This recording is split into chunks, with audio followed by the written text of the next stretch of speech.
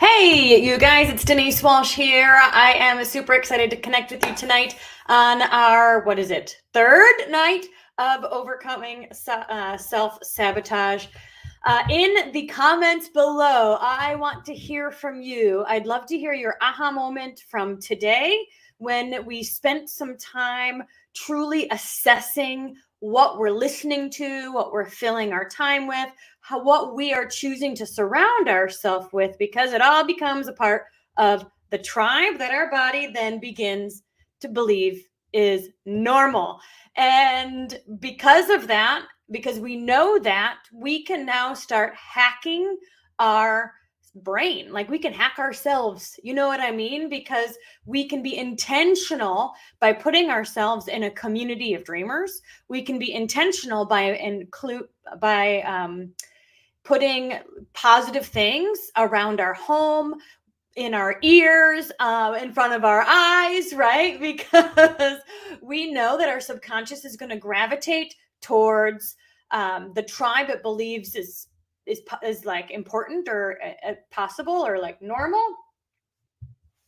And so, yeah, Marlisa says, I need a new tribe. Yes, yes, yes. Janet says, I need to stop watching politics on YouTube. I know there's some things where we say, well, this is interesting information, but is this helpful to me right now? Right.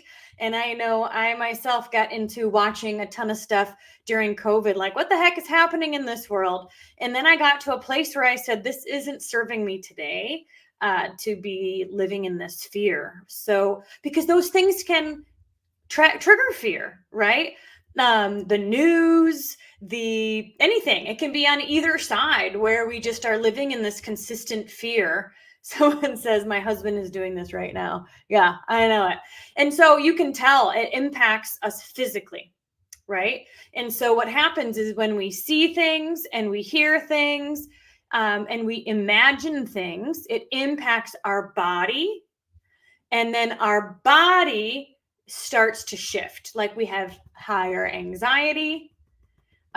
We have knots in our stomach. We are like, what are the symptoms you have, right? When you're in fight or flight mode? Tense, you're not sleeping, all of those things. Like the stress impacts our body, and it's not even happening to us right now. So, one of the things that we're going to talk about is the power of our imagination. Our imagination can take us in several different directions. In fact, beating fast heart. I don't even know how to say that word. Palpitations. There you go. There you go.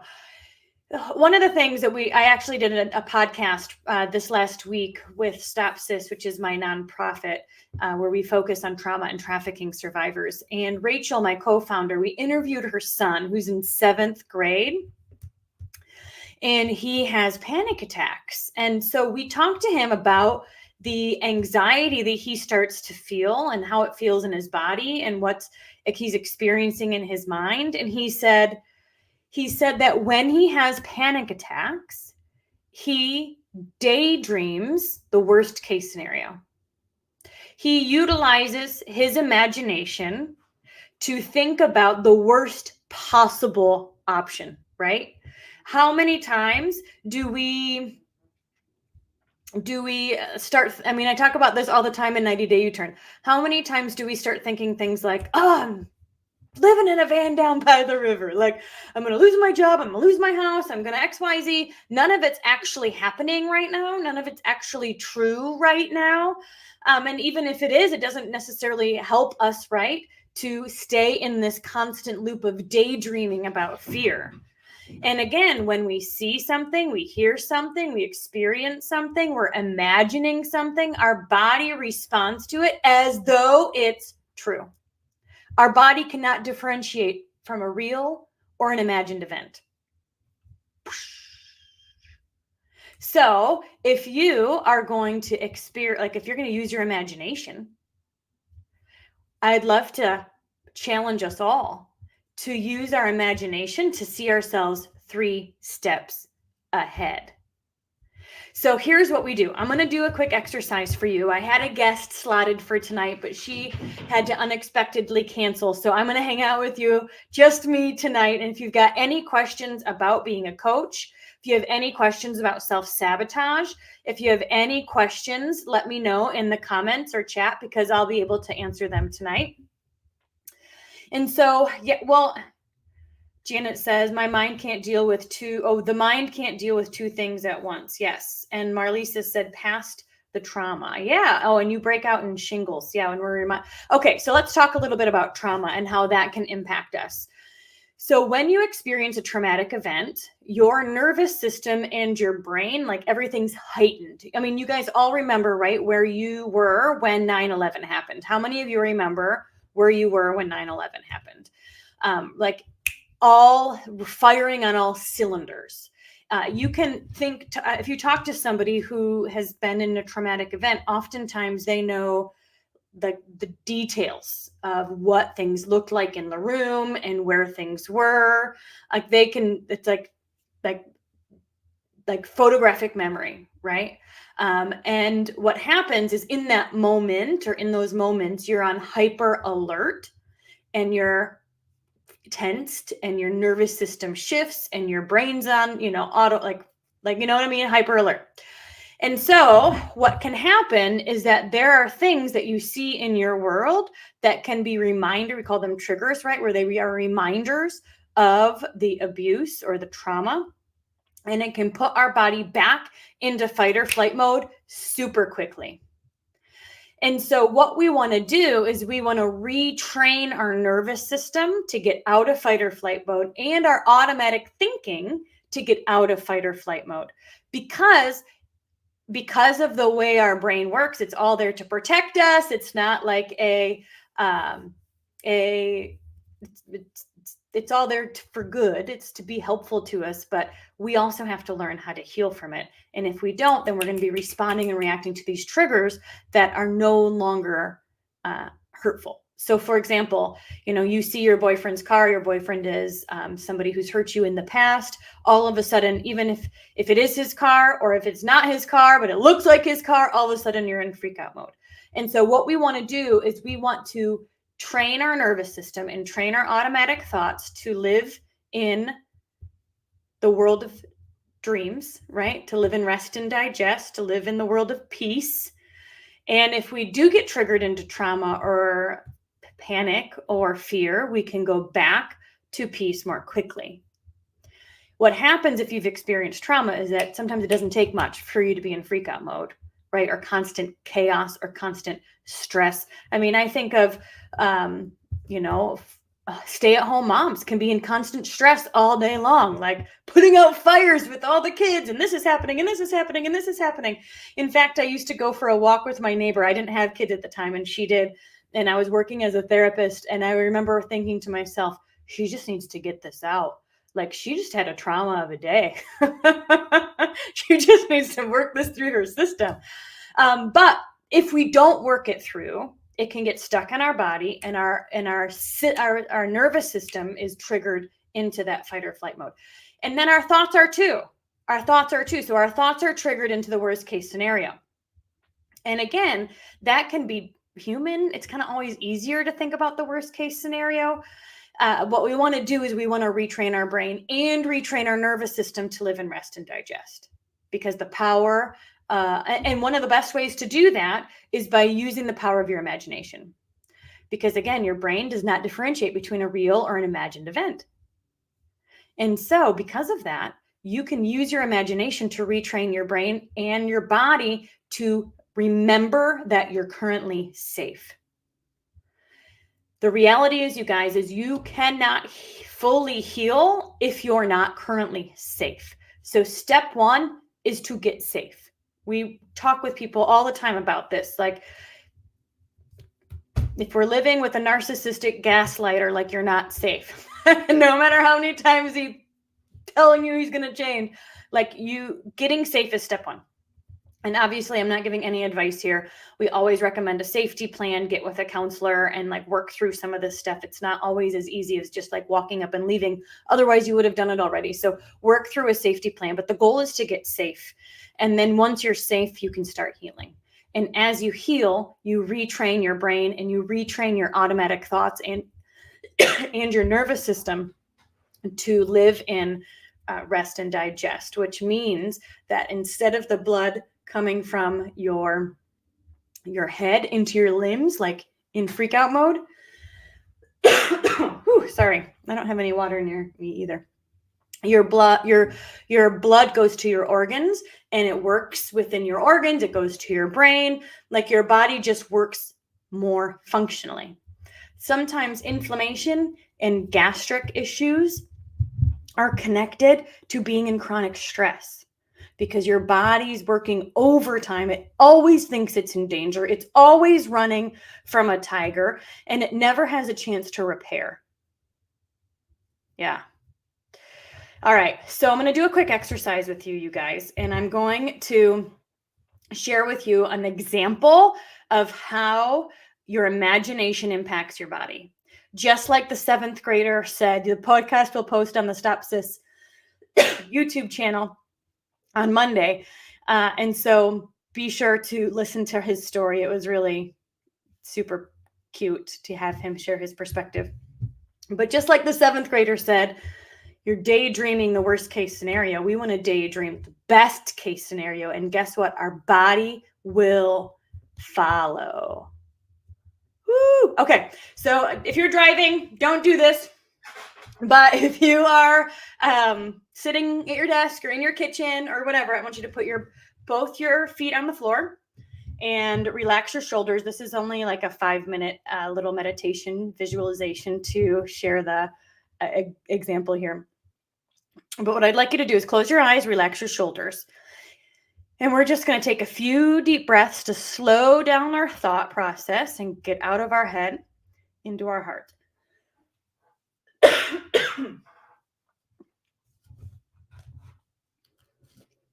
All right, in through the nose, out through your mouth.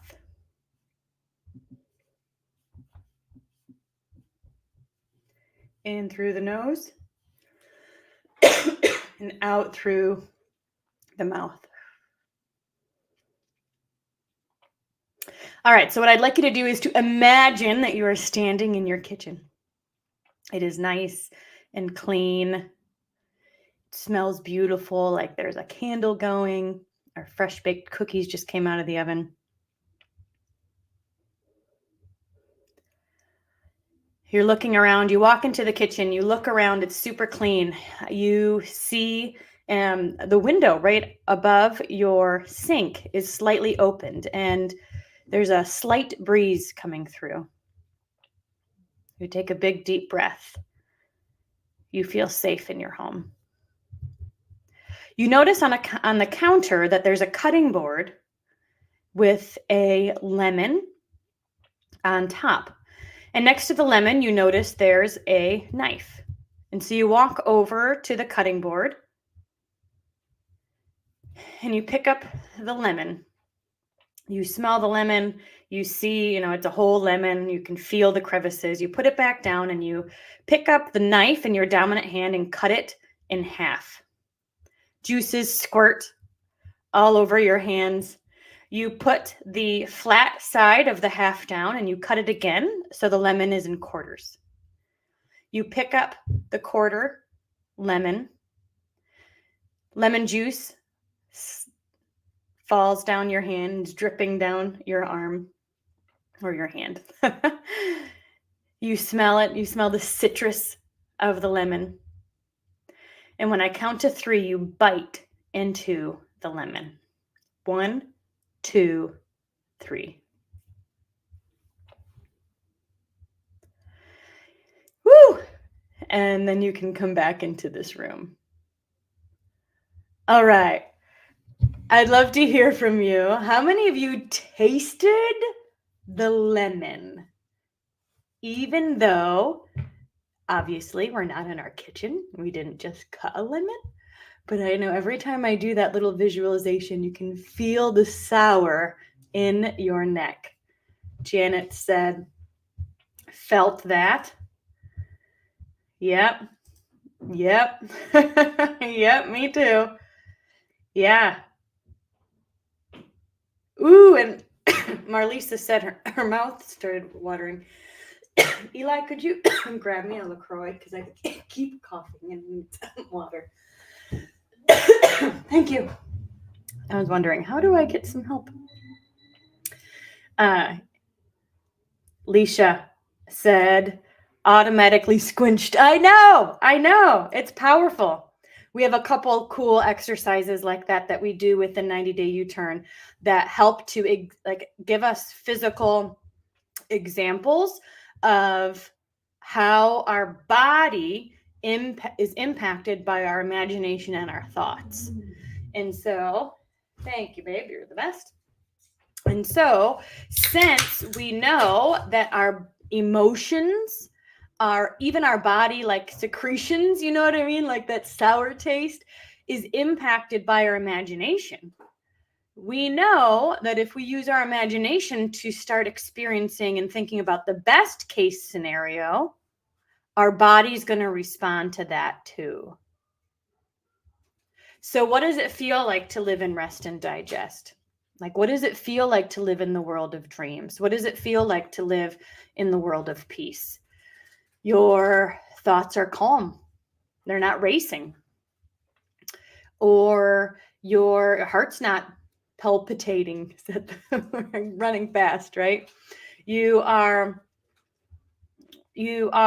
stomach's not in knots. You're calm and relaxed. You're not tense. You can sleep at night. In fact, you fall asleep and you stay asleep. You feel rested when you get up. You don't feel like you've got a million to-dos because you're in the moment, focused on what you're focused on. And you know everything has a time slot. It's all going to get taken care of, right? You're not like running, spinning your wheels. So, what would it feel like to live in rest and digest most of the time? To be honest, that is the name of the game for 90-day U-turn. What we do is we get you out of monkey mind. We get you out of fight or flight mode into rest and digest and learning how to live there. So if and when life happens, you may have a freak out moment, but you don't have freak out days or even freak out years. Yeah. Running from a tiger. That would easily describe my last few years with my ex. Boss on my back at work and never knowing how X would be when I got home. Yeah. Always walking on eggshells. Yes. That's fight or flight mode. That's freak out mode. We call it kind of a lot of different things in the program. So whatever verbiage you relate to, panic mode, living in the world of fear, that kind of thing. Yeah. Janet said, aha moment. I have to keep working on my mindset, imagine my dreams instead of worrying about what I'm supposed to do to make it happen. Mic drop. Like, seriously, Janet, that's it. The how will show up as you move your feet, right? So you're taking daily action and keeping that vision strong.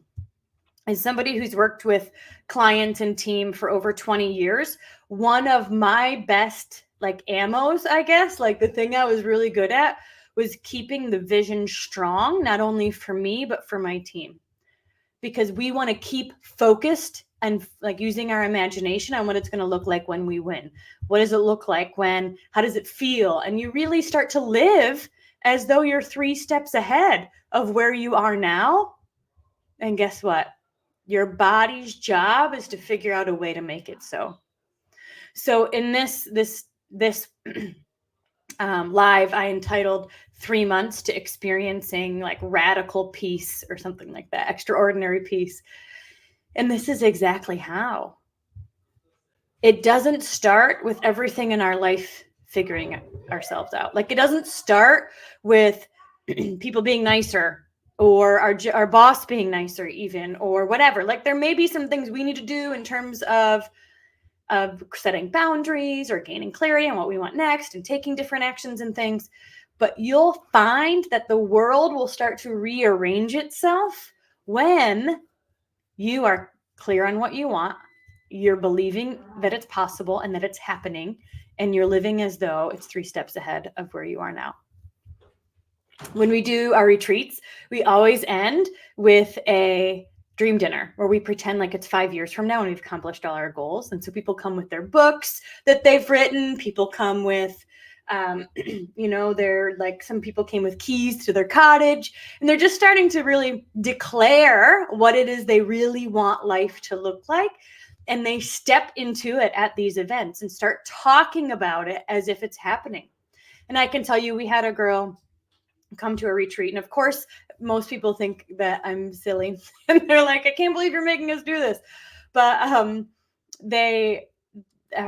name was Sally, and she came to the event just a little bit like, oh, whatever, Denise, you're goofy. But she came, and she came with a diploma. And she said during our event, she said, I got my diploma and I now have my master's in social work. And we were all like, oh, cool. That's so awesome. She said saying that out loud as if it was already done was the thing that flipped it in her brain and in her body that said it was possible. She is now in school to get her degree. This was not something that she even like dreamed of years ago. And the dream was sparked. And then she'd go, oh, no, is that really a possibility for me? She talked herself out of it. But at this event, she not only decided, it gained clarity, but she started to declare it. And that declaration changed everything. Because when you start speaking things out loud, you guys, the vibration of your speech, like the vibration of your voice, switches things it impacts you on a cellular level. And your body truly starts to change. It's mind-blowing and so much fun to start seeing miracles show up. Because again, the goal is that it's not that we're waiting for something outside of us to change and then we'll feel better. We're not waiting for this and then I'll be happy or then I'll be stress-free. It's like, I'm going to start shifting now, and guess what? Everything around me will start to shift too. So working on cleaning the house out to finally sell and be done. Yes, good for you. Whoop, whoop. Yes. Good for, that decision itself is like, that's going to already start to shift things around for you, because sometimes that wishy-washiness obviously keeps us stuck. That's why it's called wishy-washiness. But just making that decision will clear up some of that wishy-washiness. And now it's our body's job to find a way to make it so. Yeah, it is powerful. There's been so many times where I have set out to, hit a goal or have a dream, and I say it at a dream dinner. And sometimes I'm like, I don't know, whatever, we'll see. And then I get to look back a few months later, because I get to do these events every couple months. And I look back and I go, oh my gosh, so much has already happened. Like, this is amazing. It's so much fun. So much fun. And it's something that it can't get old, right? Because we're always shifting. We're always dreaming. So even though I get to do these events every few months at the retreats, I'm always growing, and it keeps me in my own game too. It's super fun. What do you think, guys? What questions do you have? Yeah, Janet, it's super fun. Janet's coming to the May retreat, so we'll get to do it there. Leisha is coming to Costa Rica. We hope, we think. Woohoo! That'll be super fun.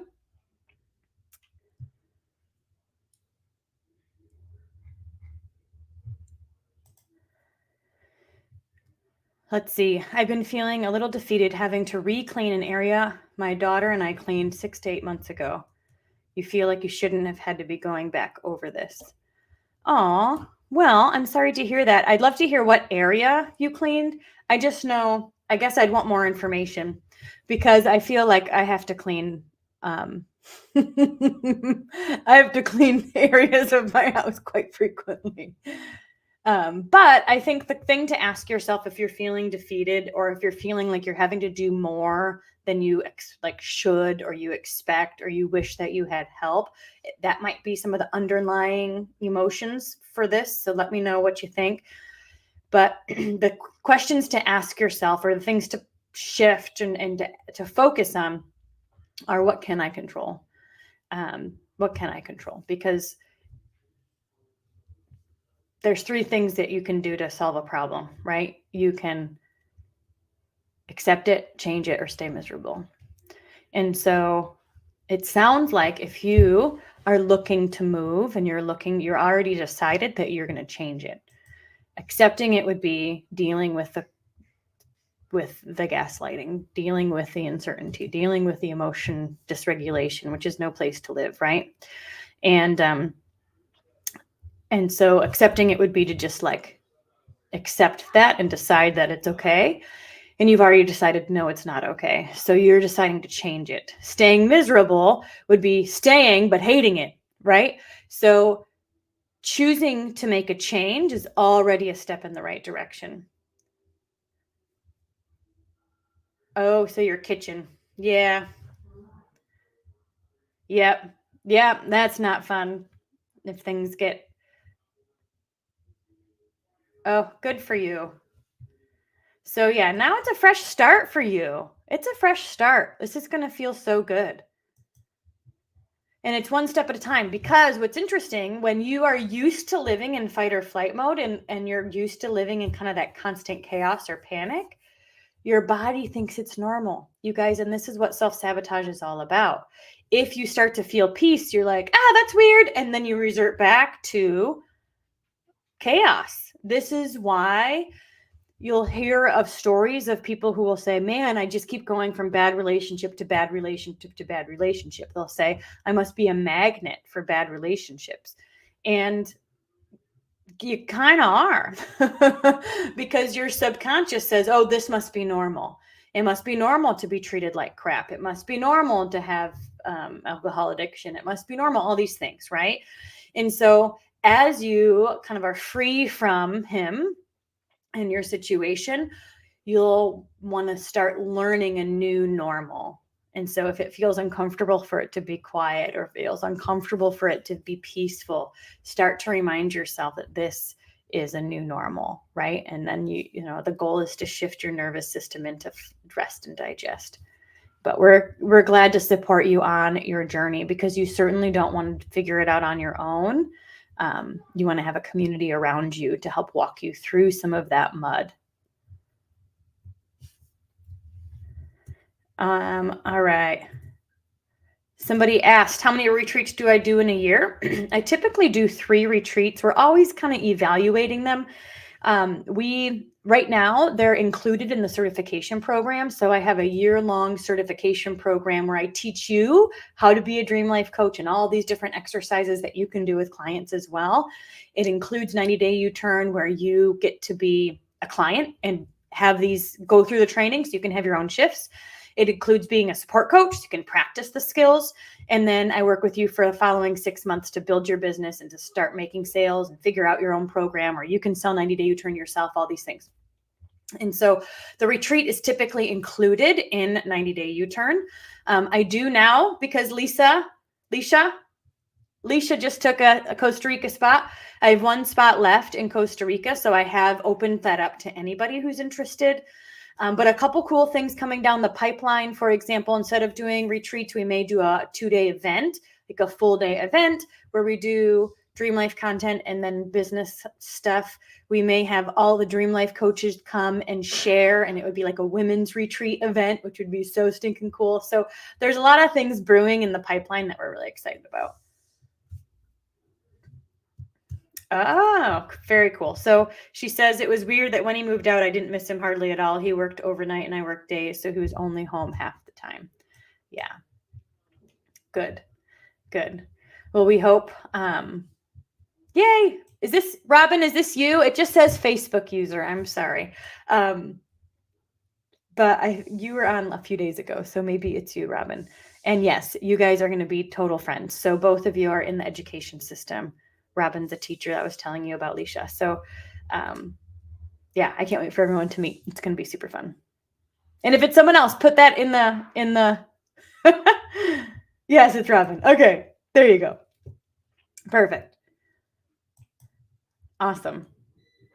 Well, this was a good conversation. I hope this was helpful. This was not what I had planned for tonight. I had planned to interview a client who had her own shifts over 90-day U-turn and kind of went from chaos and grief and to the healing journey. And because of the healing that she did throughout the 3 months, she's living in more peace. And so I love those stories. But hot seat coaching is also pretty cool. And so if you ever are interested in doing something like this again, where we just talk and you ask questions, and I can do some live hot seat coaching. I could even give the link out and people could join me here, and we could talk side by side. Let me know if you'd be interested in that, and I can schedule some. Maybe we should call them like love seat or something, so they're not as scary. But I'd love to connect with you guys personally and support you on your journey, because I know you're here because you're ready to level up, or you wouldn't be here.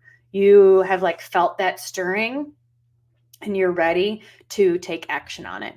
I know what it's like to have that stirring for years. And again, if it were easy, you'd already be there. So finding a community and a roadmap to help you level up is paramount. And that is what Leisha did. She just signed up for the certification program today and is coming to Costa Rica. So much fun. This is a really powerful community of people who want you to win. And yeah, it's special for sure. All right. A couple things I missed here. Janet is going to start doing the mirror exercise. This is an exercise we talk about in 90-day U-turn. And yes, even if you don't want to, start doing it, Janet, because I think this will really be a powerful, and you only need to do it for like a week or so. And once you're in 90-day U-turn, you'll learn this exercise, you guys, but you don't have to do it for the rest of your life necessarily. But start and make it a goal to do it every day for a week and start seeing the shifts that you have. Yeah. Yeah. Community is key. I agree. We have a ton of fun. And I feel like half of my job is to keep you in your own game. You came here with a purpose and a plan and a passion, and life sometimes has a way of stomping it out of us. And so part of my job is to help relight your spark and hold you accountable and like walk arm in arm with you as you walk through that comfort zone and create. And we talk about this a lot, but when you're living your dream life, like when you're living in your purpose, you guys, you overflow and you impact everybody around you, and it feels so fun. So that's what it's all about. All right. We have an hour training tomorrow. I am going to deep dive tomorrow into the other ways that we self-sabotage. And so be sure to either join the Zoom registration, or you can pop back into this page, into the Stop Sabotaging group. I will be streaming it live in the group too. There won't be an easy way to do the comments like we are here. But anyway, long story short, join me tomorrow at 7 p.m. Eastern for the webinar, Finally Finish What You Start. We are going to talk about why you keep quitting and how to kick quitting to the curb to have 2024 be the year that you finish what you start and you are taking action towards your dream life. Thank you guys so much for being here with me today. I'm excited to work with you, and this is just the beginning. So talk to you guys soon. Have a great night.